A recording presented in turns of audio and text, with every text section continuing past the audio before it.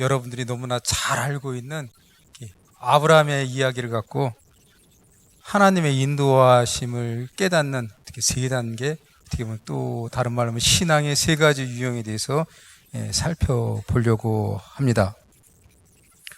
우리가 아브라함을 믿음의 조상이라고 말하지만 아브라함도 믿음의 조상이 되기까지는 많은 우여곡절이 있었고 또 비싼 수업료를 지불했다는 것을 여러분들이 기억하시기 바랍니다. 하나님께서는 지금부터 BC 2000년 전에 따지고 보면 한 4000년 전에 놀라운 구원의 역사를 꿈꾸셨습니다. 구원의 역사가 뭐냐면 쉽게 생각하면 하나님이 우리 인간을 만드시고 정말 너희들을 사랑한다는 것을 눈으로 보여주시자 계획한 것이 구원의 역사입니다. 이를 통해서 하나님이 어느 지역을 선택하셨냐면 지금의 팔레스타인, 가나안 땅을 선택하셨습니다. 왜 하나님께서 이 한반도를 택하지 않으시고 이 가나안 땅, 지금 팔레스타인 땅을 선택하셨냐면 거기에는 깊은 신학적 이유가 있습니다. 이 팔레스타인은 위로는 오늘날의 이란, 이라크, 아시아의 세력이 힘을 미치고 또 아래쪽에서는 아프리카의 애굽의 이집트의 세력이 미치고 저 해양으로는 유럽의 세력이 힘을 미치는 곳입니다. 그러니까 세 대륙의 힘이 집중되는 곳이죠. 이것을 통해서 이 땅에 살아가는 백성은 주변의 강대국을 의지하지 말고 오직 하늘에 계신 하나님만 바라보고 살아가라고 하나님께서 이 지역을 선택하셨습니다. 땅을 선택하셨으니까 이제 사람을 선택해야죠. 누구를 선택했냐면 우르의 갈대아인인 데라, 그의 아들 아브라함을 선택하셨습니다. 왜 이를 선택했냐면 생각해보면 이 데라와 아브라함은 처음부터 하나님을 섬기는 자들이 아니라 이 지역에 우르가 섬기고 있는 그 지역신, 달신입니다. 달신을 섬기는 우상숭배자였습니다. 그러니까 우상숭배자를 이끌어내서 하나님을 섬기는 그 유일신인 하나님을 섬기는 그런 사람으로 바꾸어 가는 것입니다. 갈대아 우르는 저 우르 지역은 수메르의 문명, 수메르의 그 중심 도시입니다. 수메르는 4대 문명의 발상지인 한 곳으로 오래전부터 문자를 갖고 있었습니다. 쐐기 문자를 갖고 있었고 점토판에 이 쐐기 문자를 통해서 그들의 사상과 그 생각을 기록했습니다. 그 문서가 오늘날까지 남아 있습니다. 또 이 우르는 이 유프라테스강 근처에 자리 잡고 있기 때문에 물이 풍부하기 때문에 농경 사업을 했습니다. 농경 사업을 하게 되면 자연적으로 사람이 모이게 되죠. 그러니까 도시가 발전합니다. 또 농사를 지으니까는 가장 중요한 것이 물이기 때문에 물과 관련된 신을 섬기니까 그것이 달신을 섬기게 됩니다. 더불어 농사를 짓고 많은 수확물을 빨리빨리 이동시켜야 되니까는 이 수메르 문명이 오늘날까지 사용하는 바퀴를 발명하게 됩니다. 하나님께서는 이 우르에 살고 있는 데라, 또 그의 아들 아브라함, 또 데라가 낳은 아들에서 태어난 그 손자 롯, 또 아브라함의 아내 사라를 이 우르에서 이끌어내십니다. 고향 땅을 떠나서 내가 너희에게 약속할 땅으로 가라고 해서 이렇게 데라를 이끌어내는데 데라는 하란을 떠나지만 우르를 떠나지만 하란에 정착하게 됩니다. 그리고 그곳에서 죽습니다. 그러자 하나님께서는 다시 아브라함을 불러내셔서 가나안 땅으로 인도하십니다. 아브라함이 가나안 땅 세겜에 도착하자 하나님께서는 이 땅을 너희 후손들에게 줄 것이라고 이렇게 다시 한번 약속하십니다. 그때 아브라함이 제단을 쌓고 하나님께 감사의 예배를 올려드립니다. 자, 여기까지 보면 우리가 아브라함이 하나님의 인도하심을 잘 따랐다고 생각하지만 사실은 아브라함은 하나님의 인도하심에 대해서 그렇게 구체적으로 깨닫지 못한 것 같습니다. 왜냐하면 세겜 땅에 정착을 해서 하나님이 약속한 세겜 땅에 정착해서 그곳에 살아야 되는데 아브라함은 계속해서 베델 또 남방으로 내려갑니다. 점점 남쪽에 이르러서 나중에야 애굽의 지역까지 이르게 됩니다. 아브라함의 첫 단계는 믿음의 첫 단계는 하나님의 인도하심을 잘 깨닫지 못하는 것 같습니다. 세겜에 도착했으면 사실은 아브라함이 이 땅을 지키기 위해서 더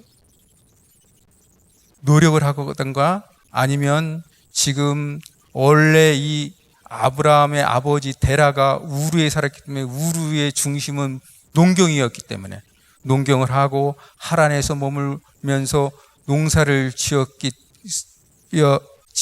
때문에 이 세겜에 머물면은 농사를 져서 정착을 해야 되는데 그렇지 않고 지금 아브라함은 목축을 통해서 계속해서 목초지를 찾아서 지금 남방으로 내려가는 것입니다. 왜 아브라함이 이 세겜에 정착하면서 농경으로 바꾸지 않았을까 생각해 보면은 사실 아브라함이 이 우르에 있을 때 섬겼던 신이 달신입니다. 우상신입니다. 말하자면 달을 섬기고 숭배하는 신이었는데 이 농경을 하다 보면 자연적으로 다시 달신을 섬길까 두려워서 아브라함이 농경으로 바꾸지 않았을지도 모르고 여하튼 간에 아브라함이 세겜에 정착하면서 그곳에서 적은 가축 무리를 갖고 그곳에 정착해야 되는데 계속해서 목초지를 찾아서 남방으로 내려갑니다. 세겜에 도착했을 때 아브라함이 제단을 쌓고 예배를 드리죠. 이것은 오늘날 우리의 신앙 형태와도 비슷한 형태인 것 같습니다. 많은 사람들이 예배는 드립니다. 예배는 드리고 주일날 예배를 드리지만 사실은 하나님의 인도하심에 대해서 잘 깨닫지 못합니다. 왜냐하면 예배 자체는 어떤 수단이 되어서는 안 됩니다. 예배는 예배 자체의 목적이 있습니다. 여러분들께서 예배를 드리는 것은 하나님께서 나에게 생명을 주셨기 때문에 또 하나님께서 나의 삶을 인도하시기 때문에 내가 당연히 드려야 되는 그 의무입니다. 내가 하나님께 예배를 드리는 것은 하나님이 나를 사랑하시고 나의 삶을 인도하시기 그에 감사하지 그 다음에 어떤 조건은 없습니다. 근데 많은 사람들은 그렇게 생각하지 않습니다. 내가 하나님께 예배를 드리니까는 하나님이 나를 이뻐하시고 나에게 은혜의 선물을 주시지 않을까. 그러니까 후자가 더 목적이 있는 거죠. 예배를 축복의 수단으로 생각하는 사람들은 하나님에 대한 인도하심에 대해서 명확한 인식이 없습니다. 그냥 하나님이 복을 주시면 기뻐하고 즐거워하고 조금 어려움과 시련이 다가오게 되면은 정말 하나님 나를 인도하실까? 하면서 팽 토라져서 신앙을 떠나는 경우가 많이 있죠. 이런 자들은 사실은 이런 믿음의 형태를 가진 분들은 하나님을 좀 더 이렇게 우위에 두려고 하나님만 생각하려고 하는데 조금 더 기도하는 데 시간을 보내고 좀 더 하나님의 뜻이 무엇인가 알기 위해서 말씀 공부에 집중하시는 것이 좋습니다. 우리 교회에도 여러 가지 이제 성경 프로그램을 기획하고 있습니다. 여러분들은 거기에 사실 참여하는 것이 좋습니다. 나는 집에서 혼자 성경 공부할 거야. 뭐 이렇게 생각한 분들이 많이 있는데 나는 집에서 얼마든지 성경을 읽을 수 있어. 뭐 이렇게 생각한 분들 많이 있는데 작심이 며칠이라고요? 3일이에요. 그래서 여러분들이 창세기 12장까지는 다 읽었을 거예요. 창세기 이 아브라함 얘기는 잘 알고 있었을 거예요. 그래서 제가 이 주제 갖고 오늘 설교하는데 되게 성경 읽기 시작하면 창세기 한 창세기 읽고 또 창세기가 힘들면 신약 읽으면 마태복음 읽으려고 하는데 웬 누군 낳고 하다 보니까 성경을 덮게 되죠. 교회에서 운영하는 또 계획하고 있는 그 성경 공부에 참여하게 되면 여러분들이 싫든 좋든 간에 기간 지나면은 성경에 대해서 자연적으로 알게 되어 있습니다. 좀 더 여러분들은 이렇게 하나님을 아는데 좀 더 집중하시고 노력하시기 바랍니다. 두 번째 단계는 하나님의 인도하심을 어느 정도 조금 깨닫는 것 같지만 더 중요한 것은 나의 경험이나 나의 어떤 이성적인 판단이 하나님 뜻보다 더 위에 앞서는 단계입니다. 아브라함이 자꾸 남방으로 내려가서 어디까지 가냐면은 애굽으로 들어갑니다. 애굽으로 들어갈 때 문제가 생기죠. 다른 게 문제가 아니라 아내 사라가 너무나도 예쁜 거예요. 여러분들 예시나 지금이다 잘생긴 사람 또 예쁜 사람 많은 문제 있는 거 아시죠? 웃으시는 분은 그 의미를 알 것입니다. 문제가 생기죠. 저도 젊은 날에 얼마나 힘들었는지, 저는 지금 결혼해서 가장 아름다운 아내하고 결혼했기 때문에 다 이제는 여성들 그저 그래도 아름답게 보고 있지만 눈에 안 들어오죠. 그런데 사라가 아주 예쁘다는 거죠. 근데 사라가 예쁜 것이 뭐 오늘날의 미의 기준을 갖고 바라보면 좀 안 될 것 같습니다. 지금부터 기원전 4,000년 전의 미의 기준과 오늘날 미의 기준이 좀 동일하다고 하게 되면은 뭐 동일할 수도 있습니다. 미라고 하는 것은 어떤 절대적 가치가 있으니까 오늘날과 같은 어떻게 보면 이렇게 뭐 8등신 미는 아니지 않았을까 그런 생각합니다.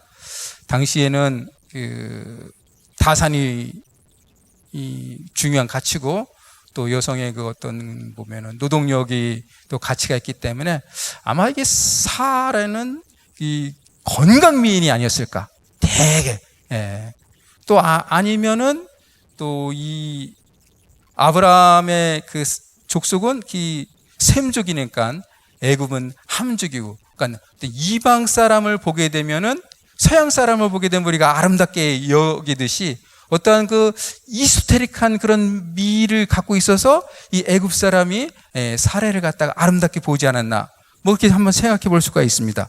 여하튼 중요한 것은 사라가 예뻤다는 것입니다. 앞서 얘기했듯이 예쁘면 문제가 생기는 거 아시죠? 이 남성들은 예쁜 여인을 차지하기 위해서 목숨을 많이 내 겁니다. 그래서 이 여인을 예쁜 여인을 차지하기 위해서 전쟁도 많이 일어납니다. 그 대표적인 이야기가 호무의 일리아드 이야기면 그 헬레나라고 하는 여성을 차지하기 위해서 지금 서로 전쟁에 서사신데 우리 결혼하신 그 우리 여성들은 아셔야 될 것이 남편분들이 목숨을 걸고 가장 아름답기 때문에 여러분들을 선택하신 것입니다. 그걸 믿으시기 바랍니다. 이 아멘 소리가 안 나오는 거 보면 안 그린 것 같은데.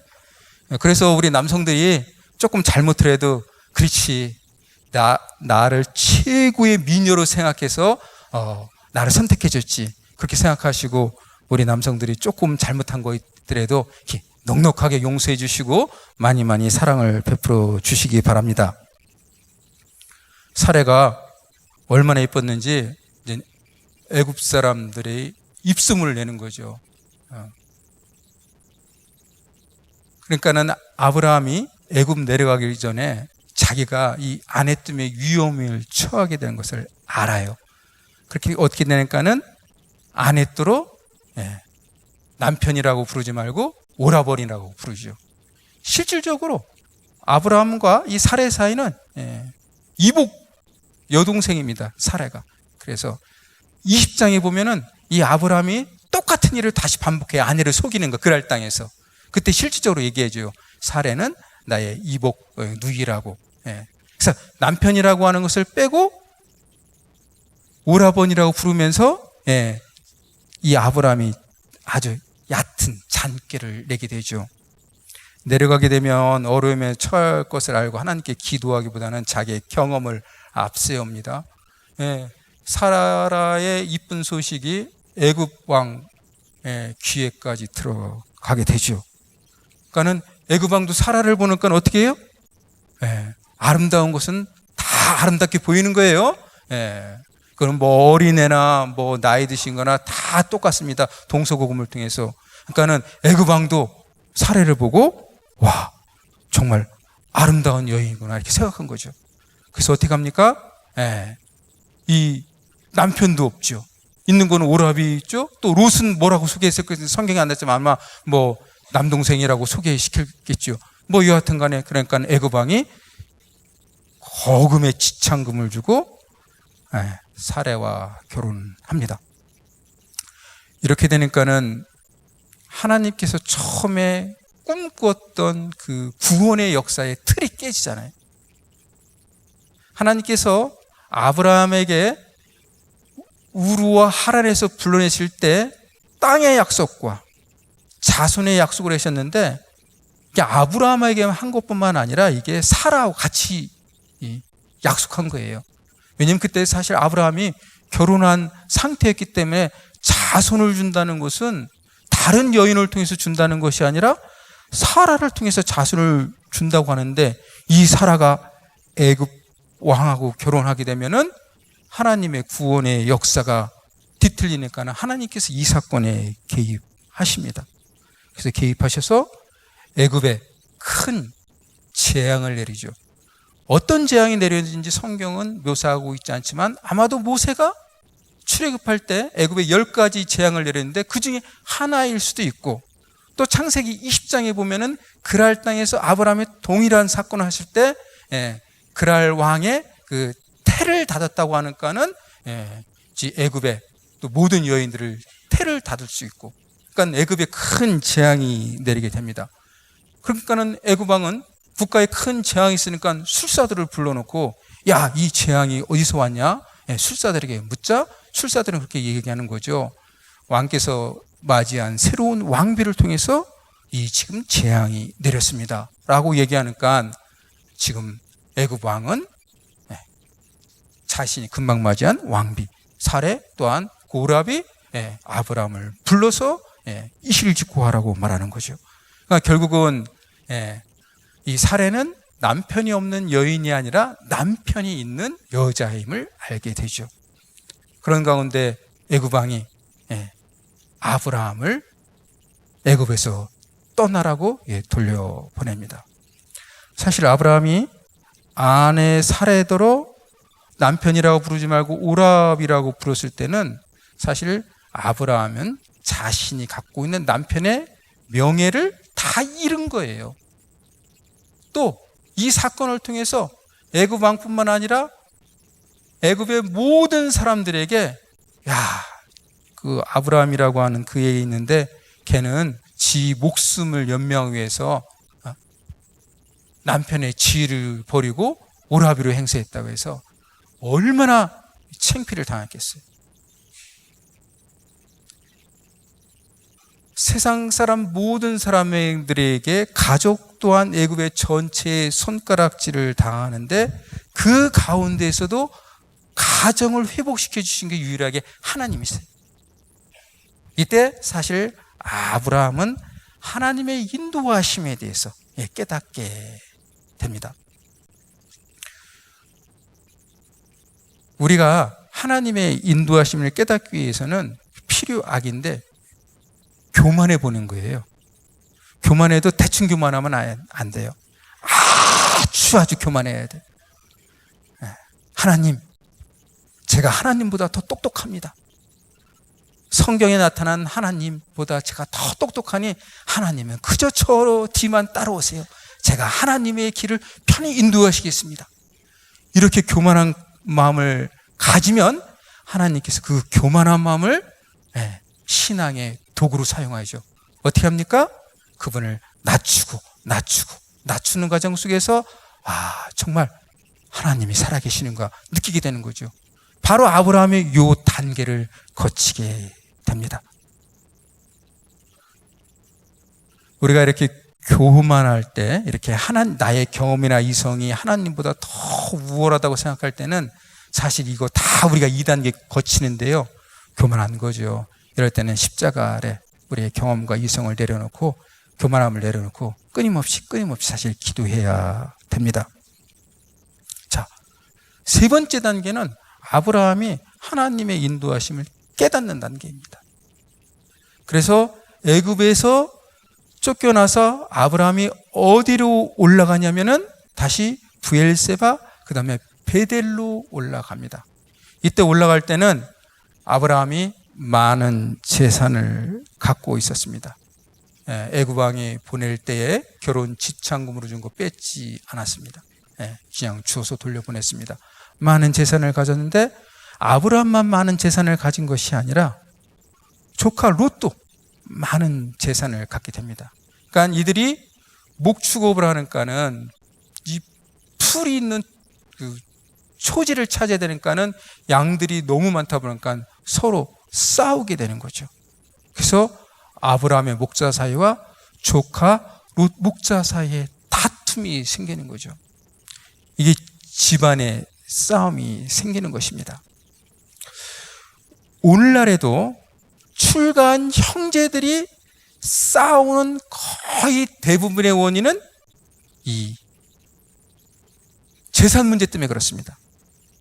부모님으로부터 네가 더 받았냐? 내가 더 받았냐? 조금 덜 받은 쪽에서는 섭섭해갖고 늘 그게 문제입니다. 그래서 결혼한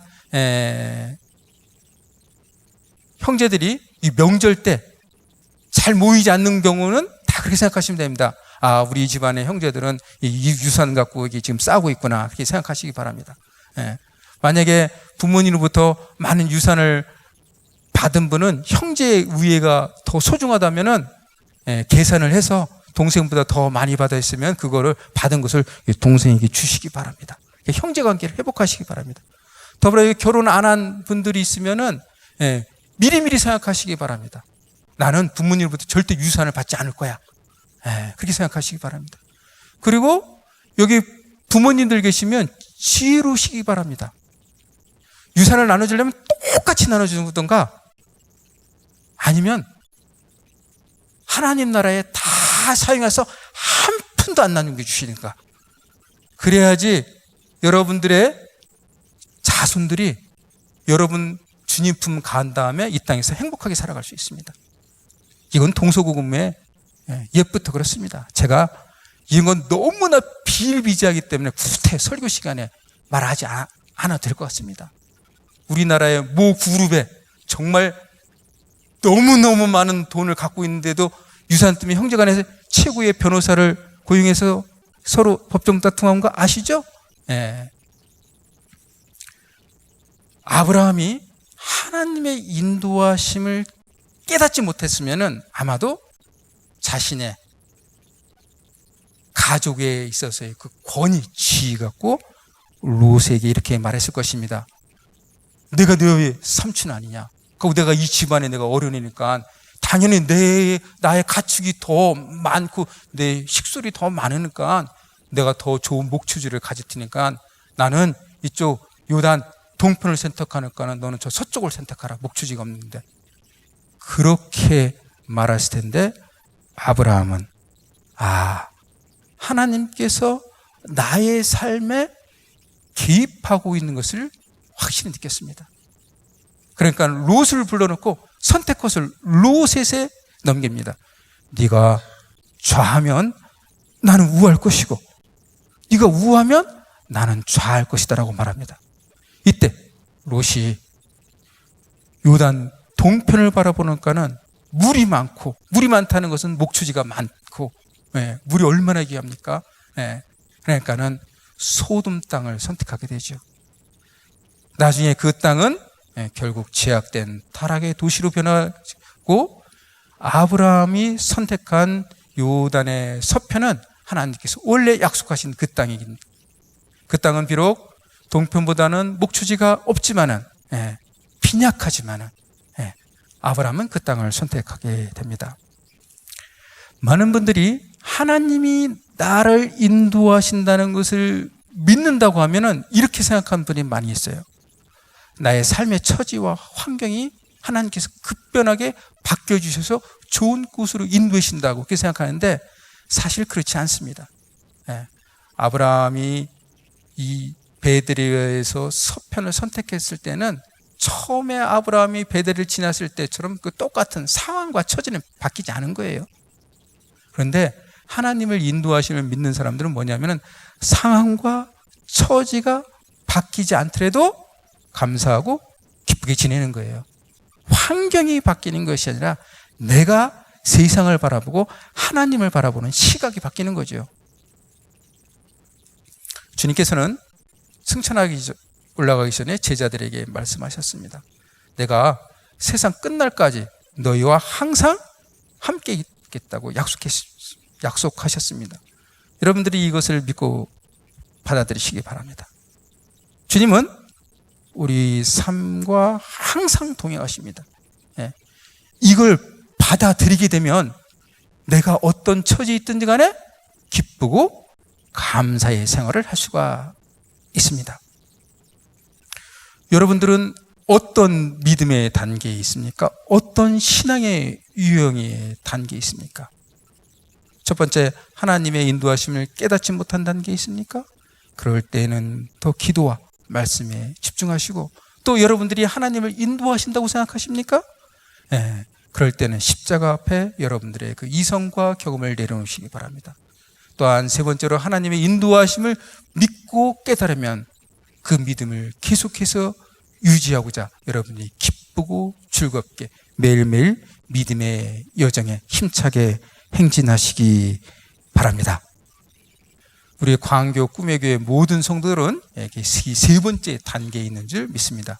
그래서 매일매일 주님 앞으로 더 가까이 가고, 이를 통해서 주님으로부터 크게 칭찬받는 우리 모두가 된 줄 믿습니다. 기도하겠습니다. 아버지 하나님, 지금 우리에게 들려오는 세상의 모든 소식은 힘들고 어렵다는 이야기뿐입니다. 그러나 하나님께서는 우리가 어떤 처지에 있든지 간에 우리를 갖다가 인도하시고 이끌어 가십니다. 홍해를 가르시고 광야에서 40년 동안 만나 메추라기로 이스라엘 백성을 먹이신 것처럼 하나님께서는 우리의 삶을 오늘도 인도하시고 만나 메추라기를 끊임없이 주시고 있습니다. 그것을 저희가 믿고 받아들이고 확신하는 가운데 믿음의 순례여행에 힘차게 전진할 수 있도록 주님 인도하시고 이끌어 주시옵소서. 감사드리며 예수님의 이름으로 기도드립니다. 아멘.